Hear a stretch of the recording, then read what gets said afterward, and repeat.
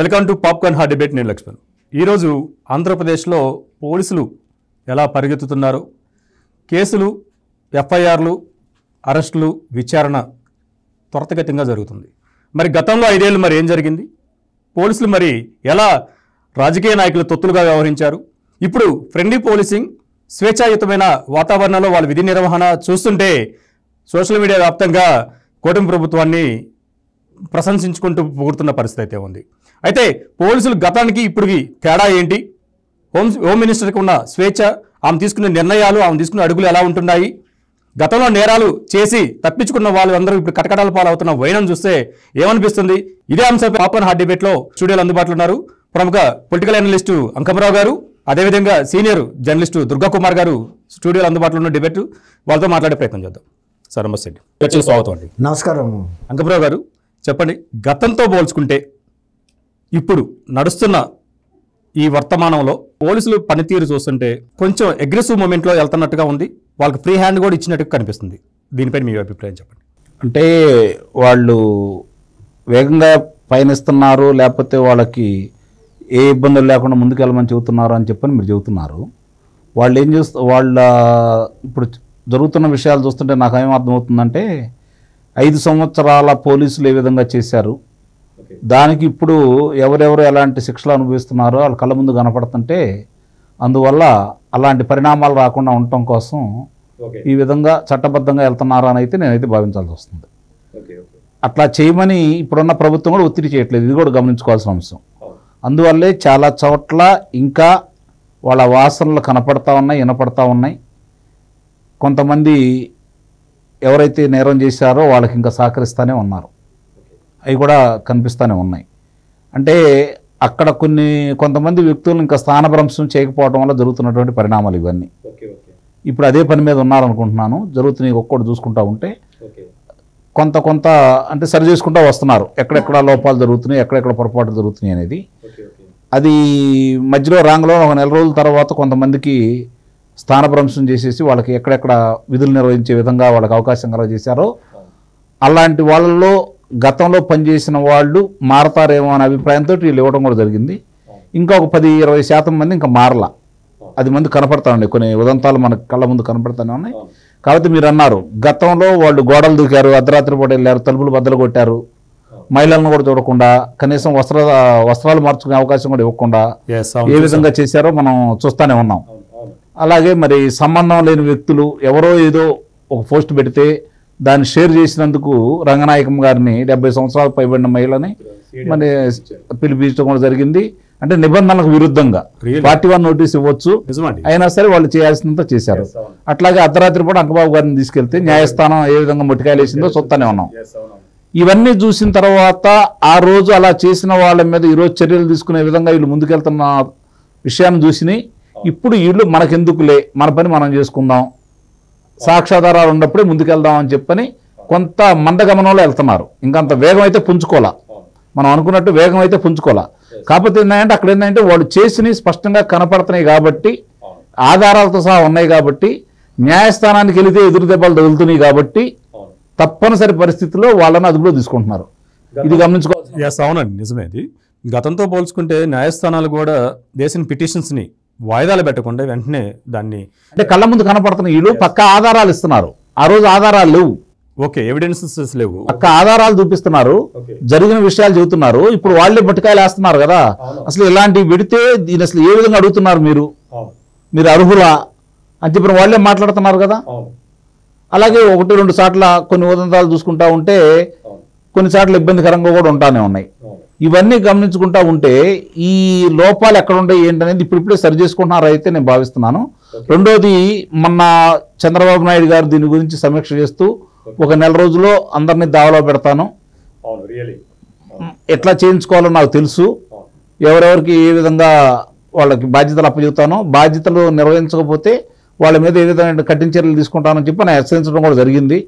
దానికి తోడు మీరు అన్నట్టు గతంలో ఎవరైతే ఉన్నారో హోంశాఖ చేసినటువంటి మహిళా మనులు ఇద్దరు కూడా వాళ్ళు ఏంటంటే సంతకాలు పెట్టడానికి ఏదన్నా చెబితే ప్రసార మాధ్యమాల ముందుకు వచ్చి మాట్లాడటానికే తప్ప విధుల్లో వాళ్ళకి ఎలాంటి అవకాశం లేకుండా పోయింది. ఈ రోజు మన జరిగిన ఢిల్లీ కార్యక్రమానికి అనంత్ గారు సగర్వంగా వెళ్ళి వచ్చారు. వీరి కార్యక్రమాలు ఎక్కడైనా సంఘటన జరుగుతుంటే ఆమె తక్షణం స్పందించి వెళ్తున్నారు. అంటే వేగం, ఆమెలో వేగం ఉంది.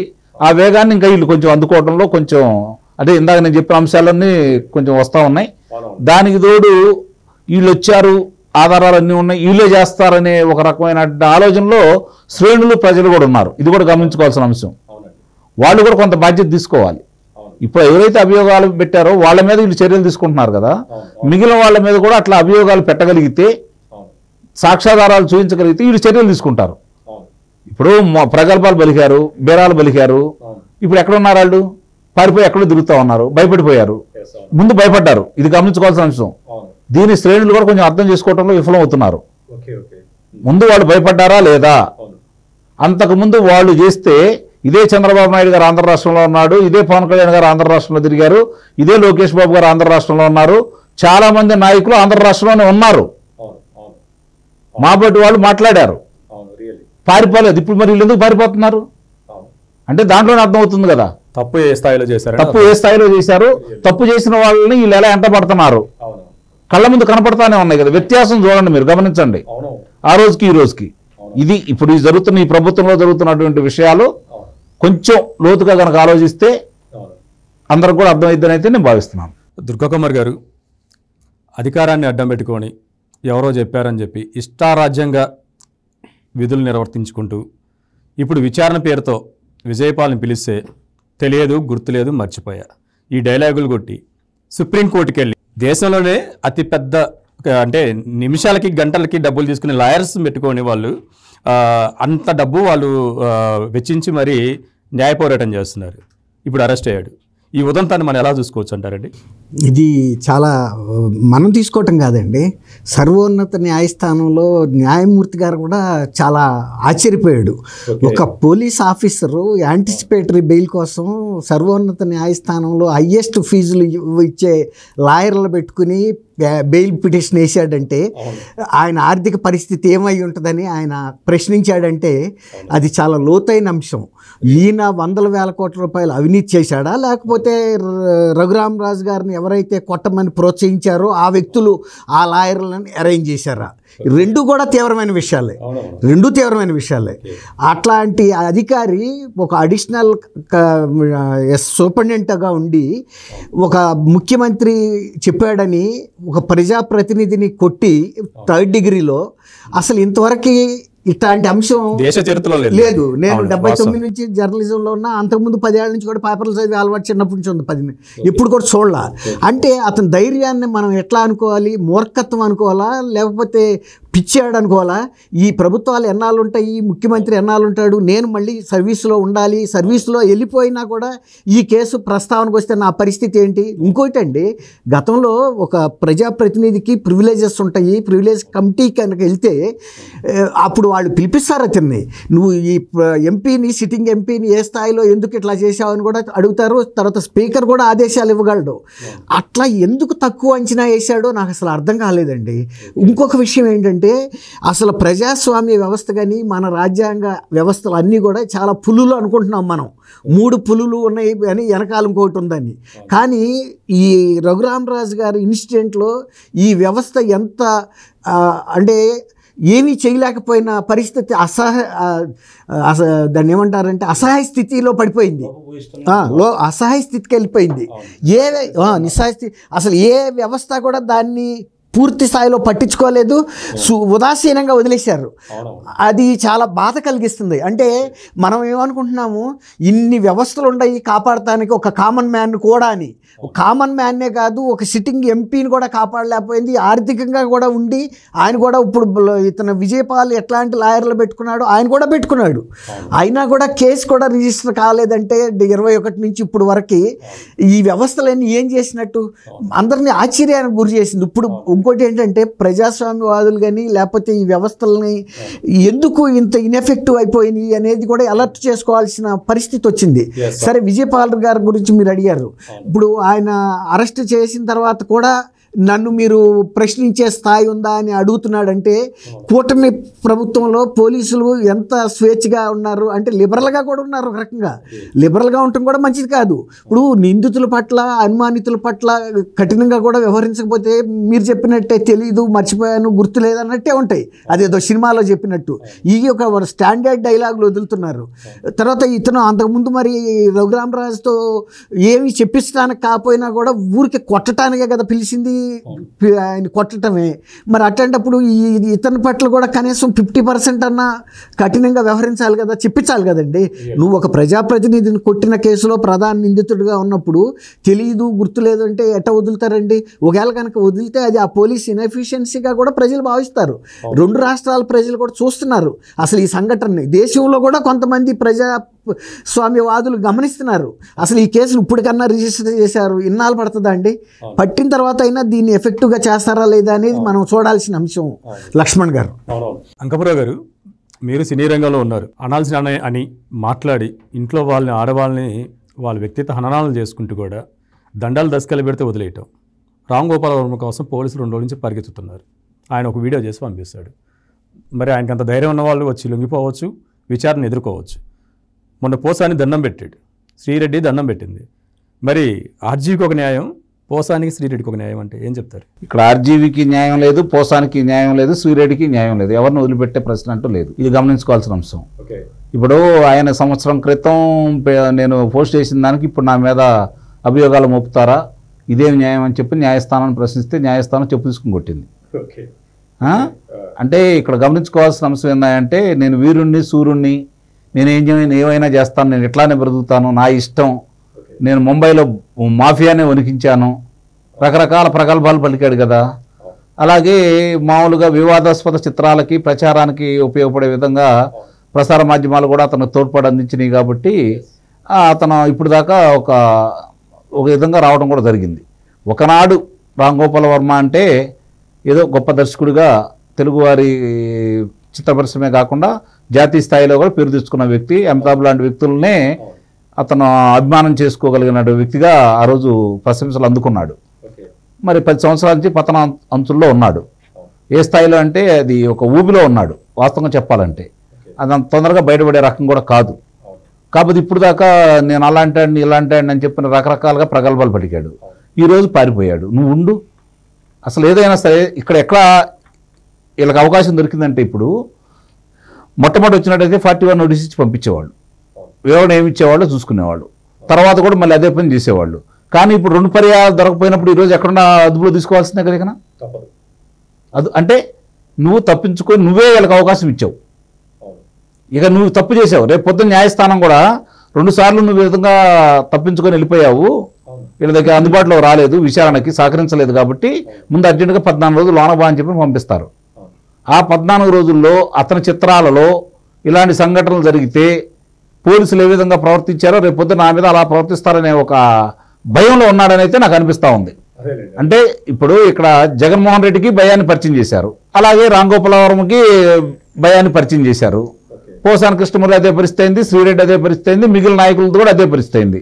మేకపోతు గాంభీర్యంతో మాట్లాడుతున్నారు తప్ప జరిగేదానికి వాళ్ళకి అంతకుముందు గతంలో వాళ్ళు చేయించారు. కాబట్టి ఇక్కడ గమనించుకోవాల్సిన అవసరం ఏంటంటే, వాళ్ళు చేయించారు కాబట్టి కొంతమంది చేశారు కూడా. దీంట్లో కొంతమంది ప్రజాప్రతినిధులు నిజంగా రఘురామకృష్ణరాజు గారు ఒక ప్రజాప్రతినిధి మీదెక్కి ఇట్లా చేశాడని చెప్పి స్వయంగా ఆయన చెప్పడం కూడా జరిగింది కదా.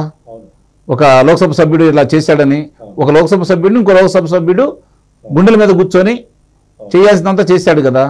ఇవన్నీ కూడా వాళ్ళ కళ్ళ ముందు కనపడతా ఉన్నాయి. అతని చిత్రంలో ఏ విధంగా అయితే వీటిని తయారు చేశాడో అవి ఈరోజు అతని కళ్ళ ముందే తిరుగుతా ఉన్నాయి, ఇంద్రధనుసు తిరిగినట్టు.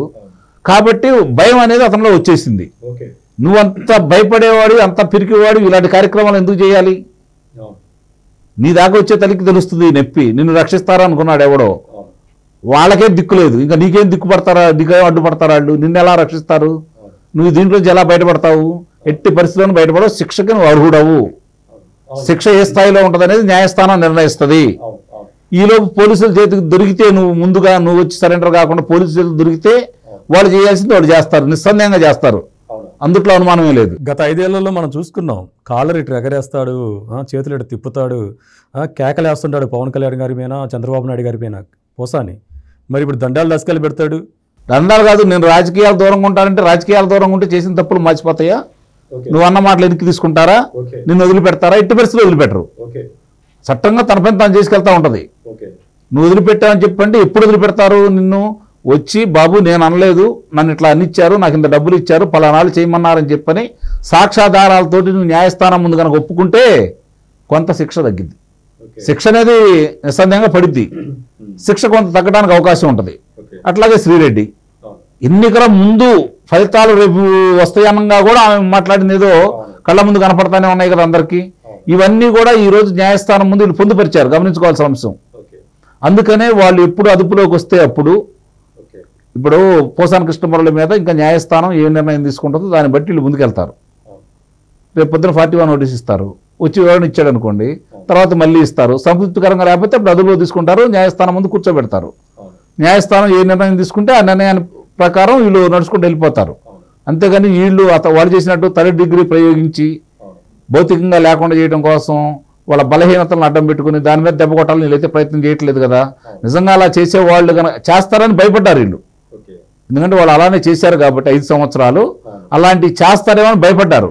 భయపడి ఇప్పుడు కూడా చాలా మంది కనపట్టలేదు. కానీ వీళ్ళు తన పని తాను, చట్టం తన పని తాను చేసుకుపోయిద్ది, మేము వ్యక్తిగతంగానో లేకపోతే హింసా మార్గంగా మేము వెళ్ళాం అని చెప్పి వెళ్తాం. అది కొంత శ్రేణుల అసంతృప్తి ఉన్నవాడు వాస్తవం. కానీ అంత డిలే ఎందుకు అవుతుందని అదే దాని గురించి వస్తాను నేను. ఇప్పుడు దానికి సంబంధించినంత వరకు వాళ్ళ మీద పక్కా సాక్ష్యాధారాలు కనపడిన తర్వాత కూడా ఇంకా మేనవేషాలు లెక్క పెడుతూ వాళ్ళు ఇంకా మాట్లాడే అవకాశం ఎందుకు ఇస్తున్నారు? మా కళ్ళ ముందు కనపడుతున్నారు వీళ్ళు, వాళ్ళు చేసిన అన్యాయాలు కనపడుతున్నాయి, అక్రమాలు కనపడుతున్నాయి, దోపిడీలు కనపడుతున్నాయి, దొంగతనాలు కనపడుతున్నాయి, హత్యలు కూడా కనపడతా ఉన్నాయి చాలా మంది. మరి వాళ్ళందరూ ఇంకా కాలరాగరేసుకొని మా కళ్ళ ముందే తిరుగుతున్నారు. పైపెచ్చు ఇంకా మన్నాయకుల దగ్గర తిరుగుతున్నారు, మన్నాయకులతో పాటు ఫ్లెక్సీలో కూడా కనపడతా ఉన్నారు. ఇది తట్టుకోలేకపోతున్నారు శ్రేణులు కావచ్చు, ప్రజలు కావచ్చు. అంటే పై స్థాయి నుంచి కింద స్థాయి అలానే ఉందండి. ఇప్పుడు ఒక కొడాలి నానినో, అంబటి రాంబాబు, ద్వారంపూడో, లేకపోతే రోజానో వీళ్ళు కాదండి. వీళ్ళు ఒక స్థాయి, రాష్ట్ర స్థాయి, కింద స్థాయి, గ్రామీణ స్థాయి నుంచి నియోజకవర్గ స్థాయిలో కూడా అప్పుడు దాకా వాళ్ళతో అంటగాగి ఇప్పుడు వచ్చి మన నాయకుల పక్కన ఫ్లెక్సీల్లోనూ అదే చెప్తుంది. వీళ్ళని చూసి అసలు తట్టుకోలేకపోతున్నారు శ్రేణులు. దీన్ని అడ్డుకట్ట వేయాల్సింది అధిష్టానం. మీరు నేను చేస్తే అది ఆగిపోదు అక్కడికి. కాబట్టి ఇలాంటి వాళ్ళందరినీ ఎప్పుడు ఏమవుతుందంటే ఒక రకమైనటువంటి ఈ రోజు చర్చ ఎలా ఉంది అంటే ఏం జరిగినా కూడా అధిష్టానం చూసి చూడనట్టుగా వెళ్తుంది కాబట్టి వీళ్ళు ఇలా పెట్టిపోతున్నారనే అభిప్రాయం శ్రేణుల్లో బలంగా ఉంది. దాన్ని శ్రేణుల యొక్క ఆవేశాన్ని తగ్గించింది. మీ మీద అది మారి మీ మీద కోపంగా మారే విధంగా మీరు ప్రవర్తించొద్దు. జరిగే పరిణామాలకి, జరుగుతున్న దానికి మీరు ఎక్కడో అడ్డుకట్ట వేయాలి. దానికి చర్యలు ఉండాలి. అడ్డుకట్ట ఎప్పుడు పడిద్ది? ఒక వ్యక్తి మీద కఠినంగా చర్యలు తీసుకున్న రోజున మిగిలిన వాళ్ళు భయపడతారు, మిగిలిన వాళ్ళ నోడు కూడా ముగించాల్సి వస్తుంది. ఆ అవకాశం మీకు ఉంది ఇప్పుడు. దాన్ని సద్వినియోగం చేసుకునే శ్రేణులు కూడా ఇప్పుడు పరిపాలన పరంగా బాగానే ఉంది, అభివృద్ధి పనులు బాగానే ఉన్నాయి. కానీ ఈ యొక్క జనంలో ఇలాంటి అభిప్రాయాలు ఉన్నాయి. దీన్ని మీరు అడ్డుకట్ట వేయాలి. ఇంకా అది బహిర్గతం అయ్యే విధంగా చేయొద్దని చెప్పని మీ ద్వారా నేను కోరుకుంటున్నాను. దుర్గా కుమార్ గారు, గతంలో మనం 5 సంవత్సరాలు జగన్మోహన్ రెడ్డి గారి గవర్నమెంట్లో 5 సంవత్సరాలు భావ ప్రకటన స్వేచ్ఛ గొంతు నులిమబడి వెలియబడింది. అంటే గొంతు ఒత్తడం జరిగింది, నోరు మూసివేయటం జరిగింది. కానీ ఇప్పుడు ఇంకా ఈ 6 నెలల్లో కూడా సేమ్ ఆ భావ ప్రకటన స్వేచ్ఛకి భంగం వాటిల్లకుండా కోట ప్రభుత్వం అడుగులు వేస్తుంది. అంటే దాన్ని వైలేషన్ కాకుండా చూస్తుంది, కాదంటలేదు. కానీ అదే అసమర్థతగా భావిస్తున్నారు వైసీపీ వాళ్ళు. దీన్ని ఎలా చూసుకోవచ్చు అంటారు? జగన్మోహన్ రెడ్డి గారి ప్రభుత్వంలో భావ ప్రకటన స్వేచ్ఛకి అడ్డుకట్ట వేయలేదండి. భావ ప్రకటన స్వేచ్ఛ బ్రహ్మాండంగా వాళ్ళే ప్రోత్సహించారు. వాళ్ళ కుటుంబ సభ్యుల మీద పెట్టినా కూడా ప్రోత్సహించారు. వాళ్ళ కుటుంబంలో వేతనాలు, జీతాలు ఇచ్చి కూడా ప్రోత్సహించారు. ఎట్లాంటి వాళ్ళని, ఇతరులని, ప్రత్యర్థి వర్గాలని దూషిస్తున్న వ్యక్తుల్ని పెంచి ప్రోత్సహించారు. శ్రీరెడ్డి అయితే నాకు ప్రతి నెల మొన్నటి రాక జీతం ఇచ్చారు, ఈసారి నాకు జీతం లేదు, నేను మద్రాసులో ఎట్లా మెయింటైన్ అవ్వాలి అని కూడా బాహాటంగా వీడియోల రూపంలో చెప్పేసింది. తర్వాత వాళ్ళ ఇంట్లో అవినాష్ రెడ్డికి పిఎస్లుగా ఉన్నాళ్ళు ఈ ఇట్లాంటి పోస్టింగుల్లో ప్రధాన పాత్రలో వహించారు. తర్వాత వాళ్ళ పార్టీ నాయకులు చాలామంది ఇదే పాత్ర ఇచ్చారు. ఎవరిని వాళ్ళు నోళ్ళు నొక్కారంటే ప్రజాస్వామ్యవాదులు నోళ్ళు నొక్కారు. బ్రహ్మాండంగా భావస్వ ప్రకటన స్వేచ్ఛ ఉంది. మంచి మాటలు చెప్పేవాళ్ళని నువ్వు తప్పు మార్గంలో వెళ్తున్నావు, నువ్వు అవినీతి చేస్తున్నావు అని ప్రశ్నించిన వాళ్ళని నొక్కారు. ఇప్పుడు వాళ్ళ సొంత పార్టీ నాయకులకు కూడా దానికేం మినహాయింపు లేదు. వాళ్ళ సొంత పార్టీ ఎంపీని కూడా మినహాయించలా. మనం ఇచ్చిన హామీలని వదిలిపెట్టి మనం తప్పుడు మార్గంలో వెళ్తున్నాము, ప్రజలకు వ్యతిరేక నిర్ణయాలు తీసుకున్నాము, పార్టీ భ్రష్టు పడుతుంది, మన పార్టీ అసలు ఆనవాళ్ళు లేకుండా కొట్టుకుపోద్దని కూడా ఆయన ఆ రోజు హెచ్చరించాడు. హెచ్చరించినందుకే ఈయన్ని తీసుకెళ్ళి అంత రకంగా హెచ్చరించారు. వాళ్ళు సప్పరిచ్చారు ఈ విజయపాలు వీళ్ళందరూ. ఇప్పుడు రఘురామరాజు గారు ఏదైతే చెప్పాడో అదే జరిగింది. అట్లా వాళ్ళు ఏంటంటే ఇవాళ ప్రజాస్వామ్యవాదుల్లో ఎక్కడ కూడా నోరెత్తనకుండా చేసుకుంటూ వచ్చారు. అరాచకవాదుల్ని ఇప్పటికి కూడా అదే బాణీలో ఉన్నారు. వాళ్ళు ఎందుకు అరెస్ట్ చేస్తున్నారు అనేది వాళ్ళ బాధ.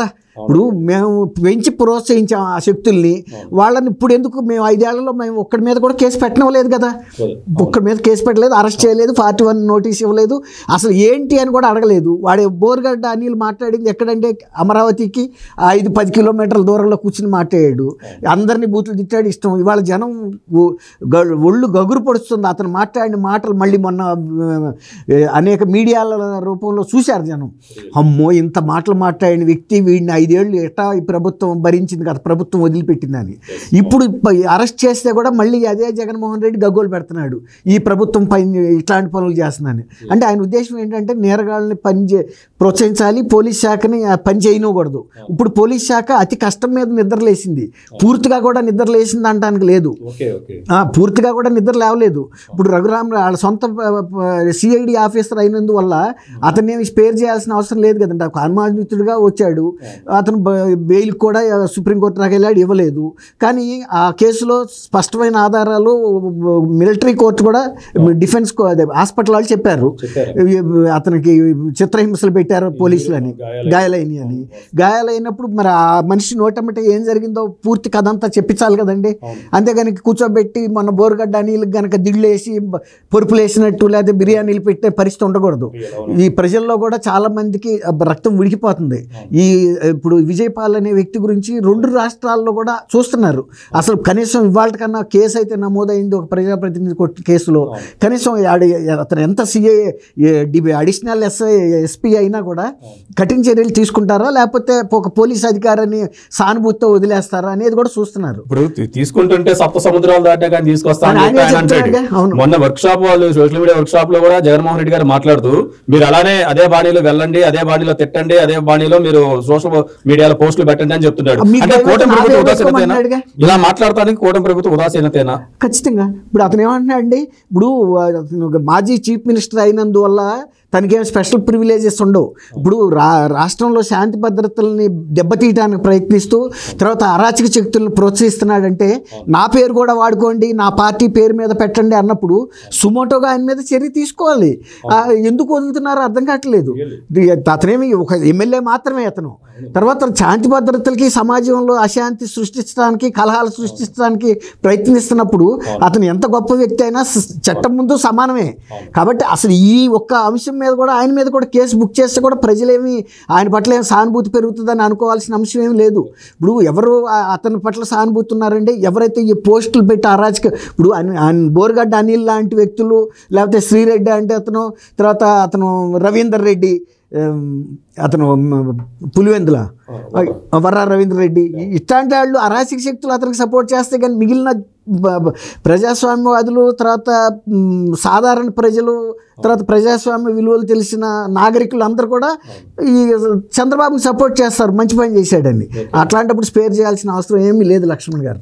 ఇది మొత్తానికైతే ఈరోజు ఫ్రెండ్లీ పోలీసింగ్ కానీ స్వేచ్ఛాయుతమైన పోలీసింగ్ చేసుకుంటూ నేరాలు చేసిన వాళ్ళు సోషల్ మీడియాలో విస్తారంగా బూతులు మాట్లాడిన వాళ్ళందరికీ కఠిన చర్యలు శిక్షలు అయితే మాత్రం ఇప్పుడు అమలు అవుతున్నాయని చెప్పి చర్చ ద్వారా అవుతుంది. చర్చలో పాల్గొన్న అంకమరావు గారికి, దుర్గా కుమార్ గారికి నమస్కారం. నమస్కారం.